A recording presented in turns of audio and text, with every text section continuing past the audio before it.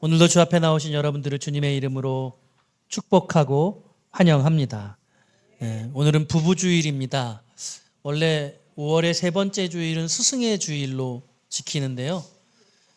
저희 산유회 교회는 해마다 스승의 주일은 제가 그렇게 지내려고 늘 생각을 했어요. 여러분들 저를 스승으로 여기시면 저한테 식사 한 끼 사주십시오. 근데 저만 대접하지 마시고 저한테 그렇게 식사 대접하시는 분 모아주시면 그 돈 모아서 저희 산유회 교회가 후원하는 목사님들 가족들 다 불러 모아서 그분들과 함께 식사하고 선물 드리고 그렇게 하겠습니다. 이렇게 스승의 주일은 지키려고 늘 계획을 하는데 작년하고 올해 두 해를 못했습니다. 우리 산유회 교회 가족들이 썩 그렇게 상황이 넉넉지 않은 것 같아서 올해까지는 좀 지나가자 제가 그렇게 생각을 하고 올해는 그래서 스승의 주일도 빼고 내년에는 여러분 열심히 일하셔서 우리 내년에 스승의 주일에 저 맛있는 걸 사주시면 그걸로 섬기신 것 모아서 우리 산유회 교회가 후원하는 우리 목사님들 가정 다 모아서 맛있는 식사도 대접하고 선물도 드리고 그렇게 하겠습니다. 여러분 이제 우리가 물질로 어려우니까 그래도 그분들 위해서 기도는 놓지 마셔야 됩니다. 할렐루야. 여러분 귀한 우리 목사님들 가정 하나님 앞에 귀한 일 감당하시는데 우리가 작은 식사 한 끼 대접하는 게 많이 격려가 되어져요. 여러분들 그것 잊지 마시고 여러분 우리가 그렇게 못하니까 꼭 기도해 주시기를 부탁을 드립니다. 그래서 오늘은 부부주일로 특별히 오늘 말씀의 제목이 동역하는 부부가 아름답다. 따라해 볼까요? 동역하는 부부가 아름답다. 우리 부부간에 같이 앉아 계십니까? 우리 옆에 분하고 부부끼리 좀 인사만 하면 좋겠어요. 제 곁에 계셔 주셔서 감사해요. 네. 바꿔서 한번 인사해 볼까요? 있을 때 잘해. 네. 여러분 가장 가까운 사람에게 위로도 받고 힘도 얻지만 또 상처도 받죠. 여러분 이 부부주일에 상처가 치유되고 더 큰 기쁨과 은혜가 임하여지기를 소원합니다. 인생에는 반드시 위기의 순간이 찾아옵니다. 그럴 일 없으면 좋겠지만 유감천만하게도 그렇습니다. 지난 주간에 저희 가족에게도 좀 어려운 일이 있어서 저도 이번 주간이 어렵고 힘든 한 주간이었습니다. 이런 순간에 함께한 이들이 얼마나 소중한지를 새삼 깨닫습니다. 평소에도 소중했죠. 그런데 어려운 상황이 닥치니 그들의 그 함께 해주시는 그 감격과 그들의 존재감이 얼마나 큰 힘으로 작동하는지 알 수가 없습니다. 강인한 사람도 매 순간 천하무적은 아닙니다. 살다 보면 모두가 넘어지고 쓰러집니다. 그런데 넘어져도 붙들어줄 이가 있다면 그래도 힘을 내서 다시 시작할 수 있겠죠. 인생은 혼자보다 둘이 훨씬 낫고 여럿이 함께하면 훨씬 더 좋습니다. 그 중에서도 부부는 생애의 동반자입니다. 아랍어 중에 이런 말이 있다고 합니다. 라피크, 먼 길을 함께할 동반자라는 그런 뜻이에요. 여러분들의 남편이 아내가 그렇습니다. 인생길에 함께 해주는 진실한 동반자가 있다면 외롭거나 힘들지 않을 뿐만 아니라 순간순간 행복하고 평안하고 희망이 넘치겠죠. 어때요? 여러분 가정 그러십니까? 인디언 속담에 혼자 가면 빨리 가고 함께 가면 멀리 간다는 말이 있습니다. 함께 가면 좀 늦게 도착할 지언정 끝까지 갈 수 있지 않겠습니까? 혼자 가면 외롭지만 함께 가면 위안을 받고 또 안연함을 느끼는 것이죠. 인간은 동반자 관계를 떠나서 혼자 살 수 없어요. 사람 인자는 서로 기대고 의지하는 모습이지 않습니까? 우리는 그렇게 살아야 하는 것입니다. 하나님께서는 우리가 예수를 안다는 것 자체가 서로가 서로에게 영향을 주었다는 것이고 그렇게 서로 돕는 존재, 동반자적 관계로 우리를 지으신 것입니다. 그런데 그렇게 소중한 부부 관계가 때로는 어렵고 불편하고 원망스럽기까지도 합니다. 어떠어떠한 이유로 대면대면해지기도 하고 아주 소원해지기도 합니다. 제가 아주 어렸을 적에 좋아했던 가수가 있는데 저희 형님이 LP판을 많이 모았는데 에디트 피아프라는 가수가 있었어요. 피를 토하듯이 허스키한 목소리로 얼마나 그게 그 감성을 자극하는지.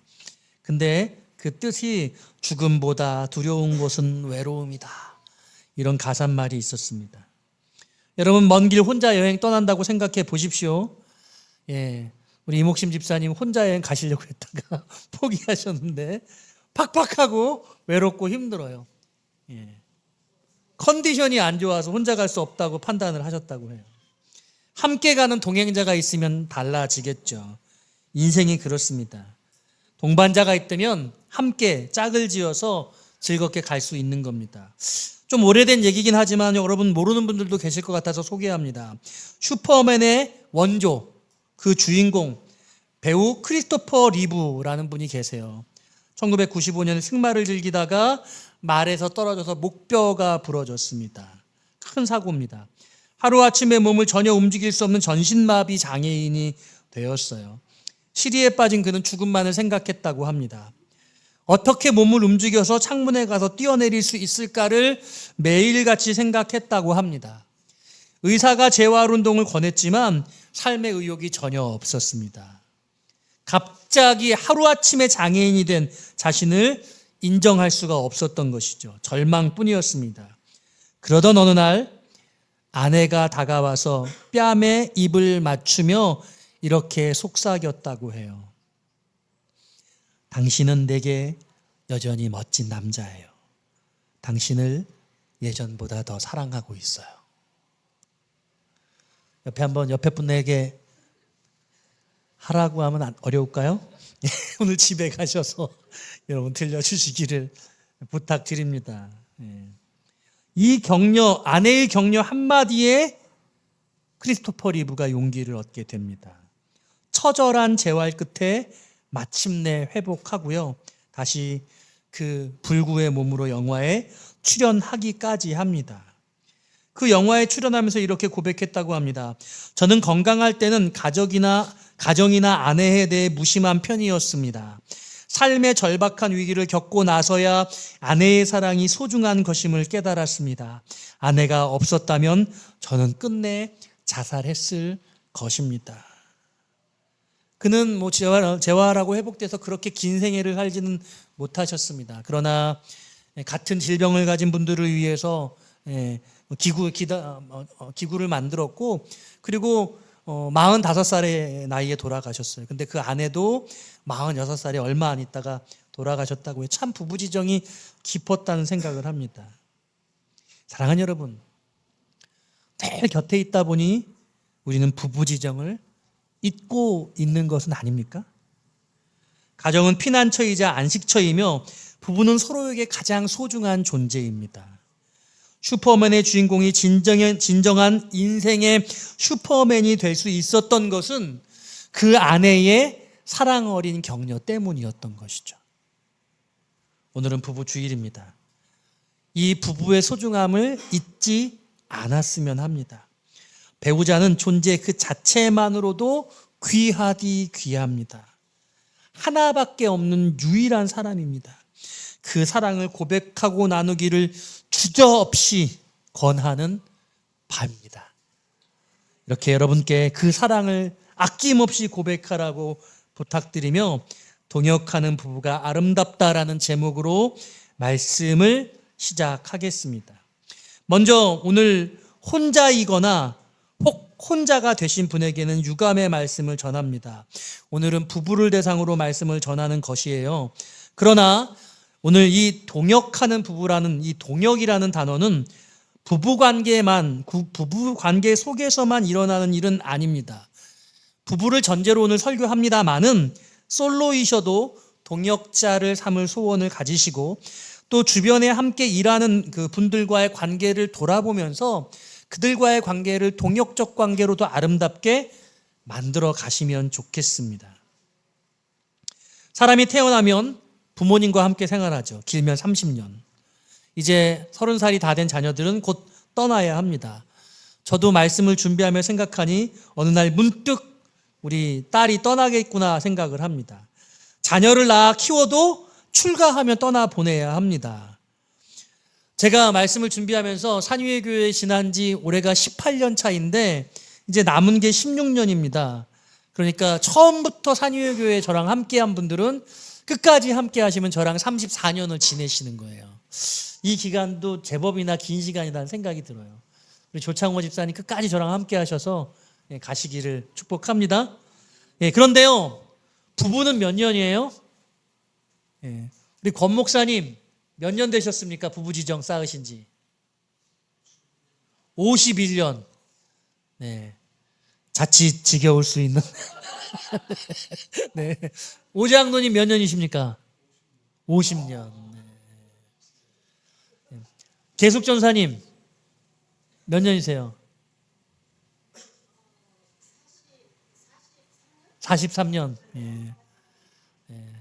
여러분, 야, 놀라운 은혜 아닙니까? 지금 뭐라 그러셨어요?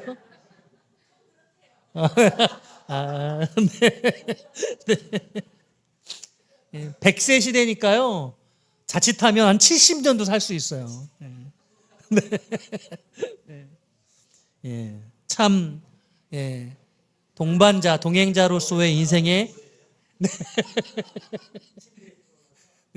긴 시간을 같이 가야 하는 거죠. 여러분, 그 동행하는 동행자와의 관계가 너무나 큰 감격이고 행복이시기를 축복합니다. 오늘 본문에 이 아굴라와 브리스길라의 부부의 모습을 저는 배우자고 말씀을 드리는 건데요. 이 부부를 좀 소개해야 할 것 같습니다. 오늘 본문 2절은 아굴라를 이렇게 소개하고 있어요. 본도에서 난 유대인의 한 사람이었다. 본도라는 곳이 어디냐면, 유대인이라면 당연히 이스라엘에서 태어났어야 할 텐데, 여러분 초대교회에 핍박이 있었고 그래서 예루살렘 교회에 많은 사람들이 흩어지지 않았습니까? 그러니까 이것을 디아스포라 유대인이라고 말합니다. 흩어진 유대인들이 각국에 가서 살게 되었는데, 지금의 터키의 북쪽 흑해 연안에 있는 그런 땅, 그 주변의 긴 땅, 그것을 본도라고 그렇게 일컫습니다. 그 본도에서 태어났습니다. 디아스포라 유대인들이 흩어져서 그 흩어진 유대인 2세대라고 생각을 하시면 되겠습니다. 본도에서 출생한 이 아굴라, 그리고 그 아내는 오늘 본문 2절에 보니까 그 아내 브리스길라와 함께 이렇게 말하고 있어요. 이 브리스길라는 찾아봤더니 로마 사람, 로마인이었다, 로마의 귀족이었다라고 이렇게 알아볼 수 있었어요. 그러니까 흩어진 유대인과 그리고 로마인이, 로마의 귀족이 결혼을 한 거예요. 신분과 민족을 떠나서 그들이 가정을 어떻게 이룰 수 있었는지, 그들이 대단한 사랑을 했겠거니 그런 생각을 하게 되어집니다. 자, 그런데 원래는 로마에서 살고 있었습니다. 그런데 여기 2절 말씀해 보니까 글라우디오가 모든 유대인을 명하여 로마에서 떠나라 한 고로 유대인을 로마로부터 추방하는 사건이 있었어요. 이른바 나사렛 칙령이라는 게 있었습니다. 로마의 역사가 스토니우스의 글에 의하면 예수님이 부활하신 직후에 예수님의 부활 소식이 온 세상으로 흩어졌는데, 이 소식이 로마까지 전해지게 돼요. 그 당시는 소식이 뉴스가 있는 게 아니니까 사람의 입에서 입으로 전파되었겠죠.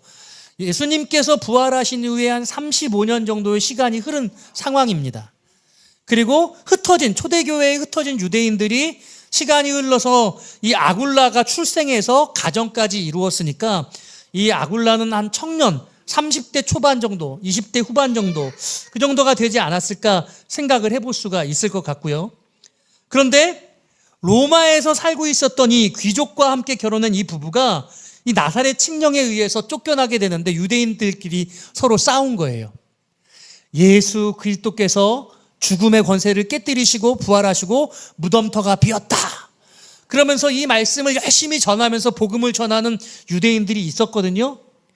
근데 또 다른 부류의 유대인들은 무슨 소리냐, 예수의 제자들이 예수님의 시신을 훔쳐간 거야, 말도 안 되는 얘기하고 있어. 그래서 유대인들끼리 이것 가지고 로마 안에서 다툼과 갈등이 점점점 격화됐던 거죠. 지금 의정 분쟁처럼.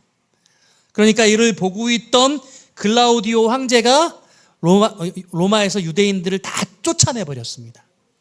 그 일 때문에, 그 일로 말미암아 이 아굴라와 브리스길라 부부는 고린도에까지 떠밀려서 이사를 오게 된 것이에요. 고린도는 어떤 곳이었느냐? 고린도는 항구가 가까운 도시였고요.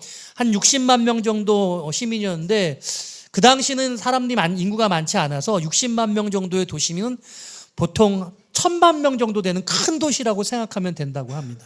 그런데 이런 표현이 있어요. 저 사람은 고린도 사람 같아. 이게 무슨 뜻이냐? 저 사람은 성적으로 되게 타락한 사람이야.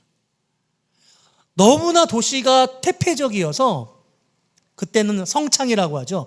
이 제우스의 신전에 수백 명의 그 몸을 사고 파는, 그러니까 신대 앞에 제사를 드린다고 하지만 육체적인 관계를 맺는 그런 일들이 비일비재했고, 그래서 이 고린도 도시는 아주 태폐하고 타락하기 그지없는 그런 도시. 그럼에도 불구하고 상업의 도시여서 엄청나게 무역이 성행하고 많은 사람들이 몰려드는 그런 곳이었다는 거예요.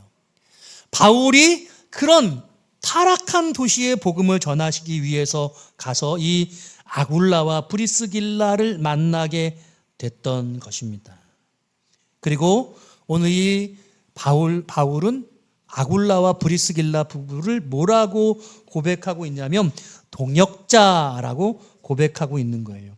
이 동역자라고 하는 고백은 본문에 등장하지 않습니다. 여러분 찾아보기를 원하는데요. 로마서 16장 3절 말씀이에요. 로마서 16장 3절입니다. 찾아서 읽어보기를 바랍니다.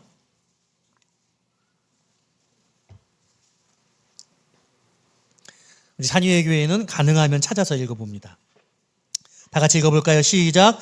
너희는 그리스도 예수 안에서 나의 동역자들인 브리스가와 아굴라에게 문안하라. 지금 이 바울과 아굴라 브리스길라 부부가 이제는 떨어져 지내는 상황이고, 그리고 로마에서 지금 가택에 연금된 상태에서 브리스길라와 아굴라에게 인사를 전해달라고 부탁하는 내용입니다. 근데 뭐라고 그들을 지칭하냐면 이 브리스길라와 아굴라는 나의 동역자다 이렇게 말하고 있어요. 여러분, 아굴라는 나의 동역자야, 혹 브리스길라는 나의 동역자야 이렇게 말하는 것이 아니라 브리스길라와 아굴라와 브리스길라 부부가 나의 동역자야, 나의 동역자들인 브리스가와 아굴라 이렇게 말하고 있어요. 성경에 이 아굴라와 브리스길라 부부가 6차례 등장합니다. 사도행전에 3번 등장하고 로마서에 1번, 고린도전서에 1번, 디모데후서에 1번 등장하거든요. 그런데 아굴라가 이름이 먼저 등장하는 게 2번, 브리스길라라는 이름이 먼저 등장하는 게 2번, 브리스가라는 다른 이름으로 등장하는 게 2번이에요. 그리고 항상 부부가 같이 이름이 거론되고 있어요. 여러분, 이 부부가 얼마나 귀한 부부였냐면 바울은 그들을 생각할 때 그들 부부가 너무 귀한데 남편과 아내가 너무나 충성스러워서 그 누구도 치우치지 않고 하나님 앞에 그들 모두를 귀히 여기는 그런 고백을 하고 있는 것이죠. 저는 오늘 여러분들에게 부부가 이런 동역자들 되시기를 부탁드리고 축복합니다. 여러분, 바울은 그들 부부를 동역자로 부르는 것과 관련해서 저는 여러분들에게 이 동역이라는 의미를 좀 더 설명을 하고 싶어요. 동역이라는 단어는요, 오늘 이 로마서에 나오는 당자는 시네르고스라는 헬라어예요. 함께 일하는 자, 함께 일하는 자를 뜻합니다. 그런데 여러분, 함께 일하는 자라고 하면 동업자라고 해도 되잖아요. 동업이라고 말해도 되잖아요. 그런데 동역과 동업은 완전히 다르다라는 거예요. 단순히 일을 같이 하는 것 그 이상을 의미합니다. 동역자는 어떻게 하든 자신이 더 짐을 지려 합니다. 그런데 동업자는 어떻게 하든 덜 짐을 지려고 해요. 동역자는 고난의 순간에도 함께 하지만 동업자는 영광의 순간에만 함께 하는 겁니다. 동역자는 더 많이 수고하려 하고 동업자는 더 많은 이익을 추구합니다. 동역자는 서로의 수고와 헌신의 마음을 두지만 동업자는 자기의 수입에만 마음을 두는 거죠. 마음을 같이 한다는 차원에서 동역과 동업은 본질적으로 다르다라고 할 수 있습니다. 그러므로 동역자는 끝까지 함께 하는 자이고, 동업자는 이익이 사라지면 서로 헤어지게 되는 겁니다. 사랑하는 여러분, 교회는 동역자들의 모임이어야 할 줄로 믿습니다. 교회가 이러저러한 일들도 어려움을 겪게 되어질 때 떠나는 사람들은 동역자가 아니겠죠. 가정도 마찬가지예요. 인생에는 이런저런 수간들이 있을 거예요. 잘 되어서 성공해서 날마다 가정이 흥왕하는 그런 일들도 가능하겠지만, 인생의 어느 순간에는 사업이 무너질 수도 있고 가족들 누군가가 아플 수도 있고, 그러는 가운데도 함께 해야 한다는 거죠. 제가 잊혀지지 않은 그런 기억이 있는데요. 30대 부목사 시절에 IMF가 와서 제자 공부를 하는데, 중년의 남자 우리 집사님들이 성경 공부를 하면서 처절하게 울면서 그렇게 얘기했습니다. 목사님, 말씀할 때 꼭 좀 전해주세요. 여자들 남편 버리면 안 됩니다. 사업이 너무너무 어려운데, 그래서 세상에서 무너졌는데 가정에서 아내에게까지 버림받아야 한단 말입니까? 그런 정말 지금 우리로선 이해하기 어려운 그 당시에 그 비장했던 그 기억을 잊을 수가 없습니다. 우리는 주님의 동역자들이어야 하는 것이죠. 어떤 순간에도 함께 해줄 수 있는 그런 존재가 될 수 있어야 할 텐데, 특별히 저는 오늘 부부가 서로 간에 동반자적 관계에서 동역자적 관계로 한 걸음 더 나아가시기를 부탁드리는 거예요. 아내가 남편에게, 남편과 아내가 동역자가 되어지는 것이죠. 여러분 물어보세요. 내 아내는 나의 동역자인가? 내 남편은 나의 동역자인가? 여기서 질문할 수 있어요. 설교의 이 본문에 나와 있는 내용은 아니지만 깊이 묵상해 볼 수 있는 부분이 뭐냐면, 어떻게 동역자가 될 수 있냐는 거예요. 어떻게 동역자가 될 수 있습니까? 요즘에 결혼하는 세태가 어때요? 요즘에는 다 준비된 다음에 결혼해요. 준비가 안 되면 결혼을 못 한다고 생각해요. 그러니까 공부도 해야 되고 돈도 벌어야 되고 집도 마련해야 되고, 그래서 다 모든 것들을 마련해 놓고 그 다음에 결혼을 하려고 그래요. 그럼 이게 어떤 것을 전제하냐면, 그 결혼은 조건적인 결혼을 하겠다는 그런 이야기입니다. 그냥 우리가 결혼이요, 사랑하는 사람하고 해야죠. 아니에요. 그게 아니에요. 사랑하면은요, 어떤 조건이어도 상관없는 거예요. 맞아요, 틀려요? 어떤 상황에서라도 그 사람에 대한 마음이 있으면 그 상황을 넘어서서 가정을 꾸릴 수 있는 거죠. 옛날에는 다 그렇게 살았어요. 없어도 그냥 마음 하나 가지고 시작해서 오늘날까지 이른 거거든요. 그들이 더 행복했어요. 단칸방에 살면서 아무것도 없는 집에 한 가지씩 장만하면서 그걸 기쁨과 행복으로 여기면서 그렇게 집장만 했을 때 그 마음에 수십 년들간 함께 고통하면서, 그래서 뭐라고 말해요? 조강지처라고 말하잖아요. 강내민이 밥 먹었을 때 그때 내 와이프. 지금 와이프하고 다르면 안 돼요. 근데 이제는 그럴 수가 없다는 거예요. 행복한 삶을 살기 위해서는 조건을 갖춰야 되고, 이제는 조건을 맞는 사람들이 만나가지고 결혼을 하겠다는 거죠. 여러분, 그들은 동역자가 아니라 동업자죠. 동업자. 그런 상황에 만났으니 서로의 조건이 달라지면 가정도 깨어질 수 있는 거예요. 사랑이 무슨 소용이에요. 삶이 어렵고 행복하지 않은데. 그러면서 그냥 헤어지는 거죠. 남남되는 거예요. 동역자가 될 수 없는 조건으로 사회가 치닫고 있는 겁니다. 여러분, 부부지간에 우리가 생각해 볼 수 있어요. 남편의 역할은 어디까지입니까? 부부의 역할은 어디까지예요? 옛날의 남자들은 돈 벌어오면 그게 다야. 가정일은 전혀 생각하지 않아요. 아이들 문제 생기면 도대체 애들을 어떻게 관리했어? 그러면서 부인들을 질타를 하잖아요. 남편은 돈만 벌어오면 큰 소리를 뻥뻥 칠 수 있었어요. 아내들은요, 집안일을 하는 것이 자기의 책임인 것처럼 그렇게 생각을 했어요. 여러분, 이거 동역적 관계예요? 동역적 관계 아니에요? 동역적 관계 아니에요. 동역적 관계는요, 이런 거예요. 오늘 우리 아내를 보니까 우리 아내가 많이 뭔가 피곤해 보이고 힘들어 보이는데 내가 오늘은 아내를 위해서 설거지를 해줘야지. 그러고 설거지를 막 달그락 하는 거예요. 예? 그러면 아내가 볼 때 너무 흐뭇하잖아요. 제가 지금 이런 얘기를 하니까 목사님 그건 당연한 건데 왜 그런 걸 말씀하세요? 이런 눈초리로 저를 쳐다보시는데 저는 그래요. 저는 그래요. 그러면 아내들이 이때다 싶어서 기회를 내서 여보, 앞으로 설거지는 당신이 쭉 하면 어때? 이렇게 말하는 거죠. 그러면 그 말을 듣는 순간 이 남자가 설거지를 해두는 자발적 마음이 확 사라져 버려요. 맞죠?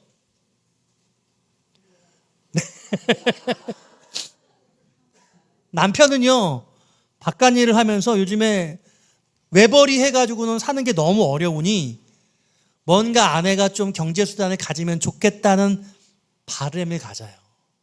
근데 아내가 너무너무 어려서 우리 아이들 과외비라도 마련해야겠다. 학원비라도 마련해야겠다. 그래가지고 부업을 해요.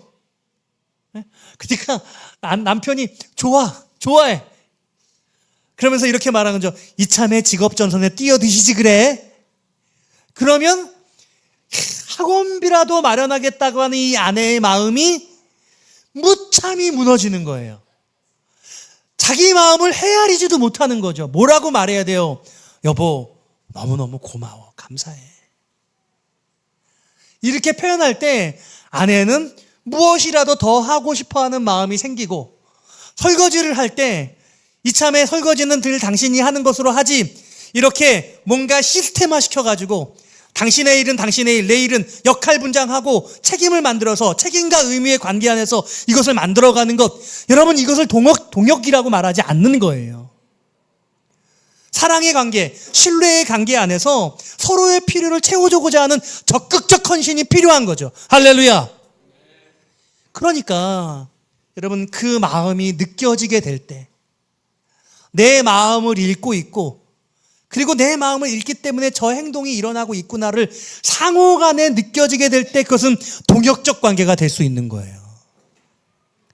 부끄러운 얘기지만 요즘에 부교육자난이 어마어마하게 하다고 해요. 큰 교회도 교육자를 못 구해서 평신도들이 뭐 주일학교 부장하고 설교도 하시고 그래요. 구할 수가 없다는 거예요. 그런데 이런 이야기가 들려요. 내가 어느 교회 가서 전도사 생활을 하느니 내가 카페 알바를 하지. 이렇게 말한다는 거예요. 여러분 유튜브 보면 나와요. 황당하죠? 말도 안 돼요. 아니 도대체 왜 신학교를 갔어? 목사 되려고 한 거 아니에요? 주의 종 되려고 간 거 아니에요? 그러면 교회를 섬기는 일이 당연한 일이잖아요. 교회를 섬기는 일이 당연한 일인데 공부해야 되니까 학비도 필요하고 뭐 생활비도 필요하고, 그러니까 교회에서 사례비도 주고 장학금도 주고 그러는 거거든요. 경제적으로 따지면은요, 부교육자를 풀타임으로 쓰는 게 훨씬 낫다고들 그래. 근데 그들을 위해서 섬기는 거거든요, 교회가. 근데 더 이상 섬기는 게 아니에요. 파트타임 알바하듯이 교회를 생각하는 거예요. 사례비가 얼마예요? 라부터 물어봐요. 제가 전도사 하던 시절에는요, 그걸 물어볼 수가 없었어. 첫 달 사례비를 줘야 얼마인지 알아. 받아봐야 하는 거야. 말을 못해. 물질적이지 않았기 때문에 그런 거죠. 여러분, 세태가 이렇게 바뀌었어요. 그래서 제가 오늘 여러분들에게 어떤 말씀을 드리냐면, 상대방의 마음, 부부 중에 남편의 마음을 헤아리고 아내의 마음을 이해하고 그가 얼마나 어려운지를 공감하면서 그 일이 역할이 나누어지게 될 때 그때 진정한 동역적 관계가 일어날 수 있다는 거죠. 그리고 오늘 그와 같은 상황을 본문에서 찾아볼 수 있어요. 3절 말씀 같이 한번 읽어볼까요? 3절입니다. 시작. 생업이 같음으로 함께 살며 일을 하니 그 생업은 천막을 만드는 것이더라.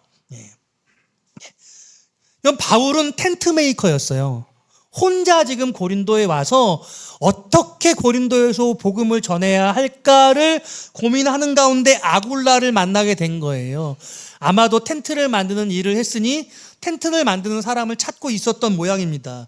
그리고 이 아굴라를 만나게 돼서 같이 텐트 메이커로서의 동역을 하면서 함께 기거하면서, 그러면서 이 바울과 이 아굴라 브리스길라 부부가 진정한 스승과 제자의 관계로 성장해 나아가는 거죠.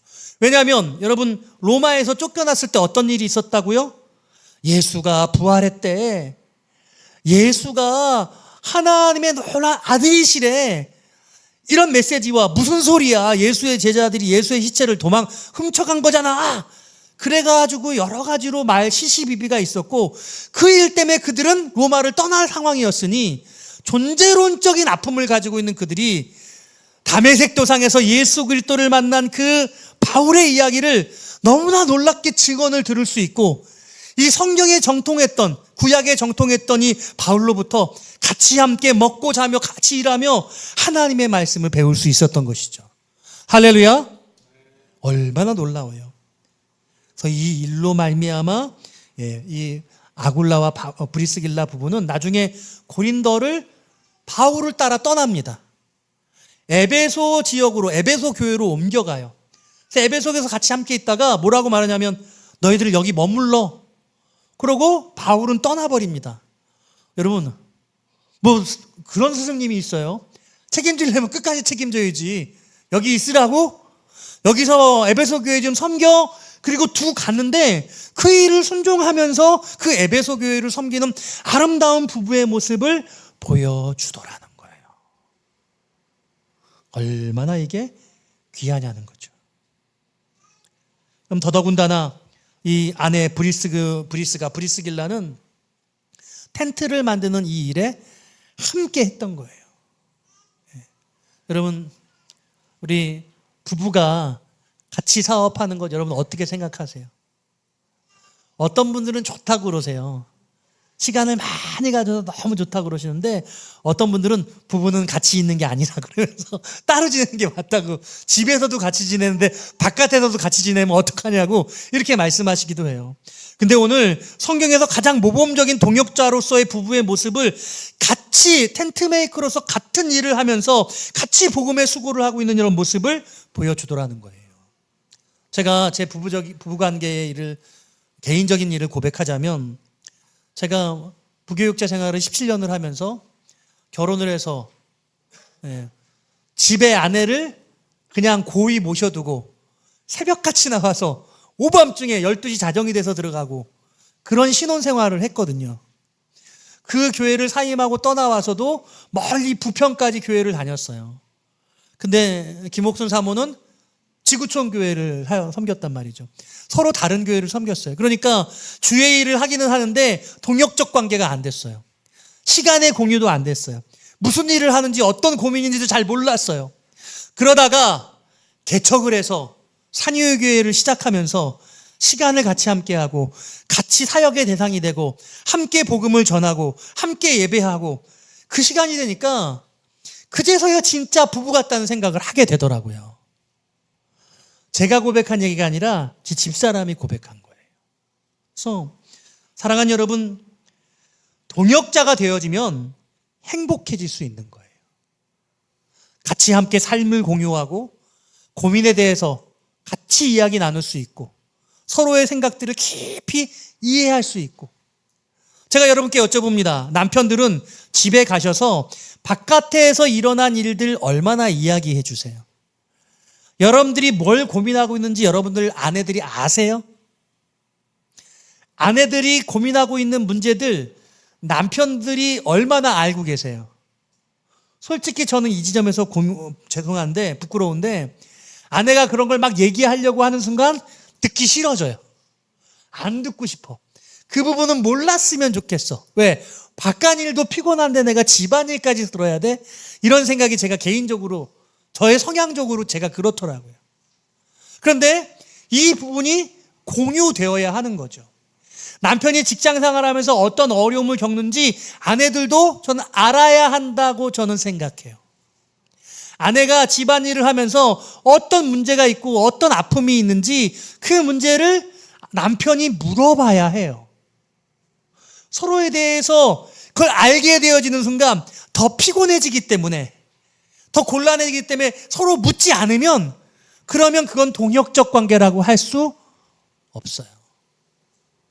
그 안에 신뢰와 사랑이 싹트지 못해요. 역할에 대한 오해와 그 상대방에 대한 갈등이 점점 증폭되고 그냥 갈등이 존재하는 채로 그 모습을 그냥 방치한 채로 살아가는 것뿐이에요. 맞나요? 그러므로 저는 오늘 여러분께 진정한 동역자가 되시기를 부탁드리고 부부 사역단이 되라, 이렇게 결론적으로 부탁의 말씀을 드리고 싶어요. 그러니까 여러분, 가정의 일이 갈등이 되시면 제일 좋은 건 교회의 일입니다. 봉사의 직이에요. 산위의 교회를 섬기시면서 산위의 교회를 어떻게 하나님의 은혜로, 하나님의 말씀으로 세워갈까 하는 그런 목표를 가지고 같이 함께 이야기 나누고 상의하시고 그런 시간들을 같이 함께 애쓰며 공유해 보세요. 그러면 그걸 통해, 그게 교회의 일이고 그게 봉사의 일인데, 그 교회의 일이, 봉사의 일이 부부관계에 어떤 영향의 변화를 주는 걸 겪을 수 있어요. 그러면 정말 본질적으로 부부관계 안에 있었던 갈등의 문제를 터치할 수 있게 되는 거예요. 오늘 이 브리스길라와 아굴라 이 부부는 저는 가장 성경에서 모범적인 부부의 케이스로 말하고 싶고, 그들은 남자와 여자, 남편과 아내의 역할을 넘어서서 같은 직업을 가지고 같은 바울의 제자가 돼서 같이 함께 말씀을 배우고 같이 함께 주의 복음의 일들을 감당을 하면서 진정한 아름다운 부부애를 보여주었다라고 말씀드릴 수 있습니다. 오늘 여러분들의 이 복된 주일, 특별히 부부주일 가운데 여러분 대면하고 여러분 안에 있는 여러분들만의 그 부부의 모습이 어떤 모습으로 정형화되어 있는지 알지 못하겠지만, 여러분 오늘 이 말씀을 도전을 받으신 분들은 우리가 그런 부부애를 가질 수 있을까? 그러기 위해서 이 동역을 한번 이루어 보면 어떨까? 여러분 이걸 시도하시기를 바라요. 오늘 주보의 사면에 올려드린 여러분이 나눔 질문지는 그룹 질문지가 아닙니다. 부부가 집에 가셔가지고 해보세요. 이 질문에 질문을 하시고 질문에 대해서 솔직하게 고백하고 나누고 이러면서 어떻게 동역적 부부애를 만들 수 있는지를 여러분들이 찾아 나가시기를 부탁드립니다. 오늘 산유회교의 모든 부부들이 부부 사역자가 되어지시기를, 그래서 행복한 은혜를 누리게 되시기를 주님의 이름으로 축원드립니다.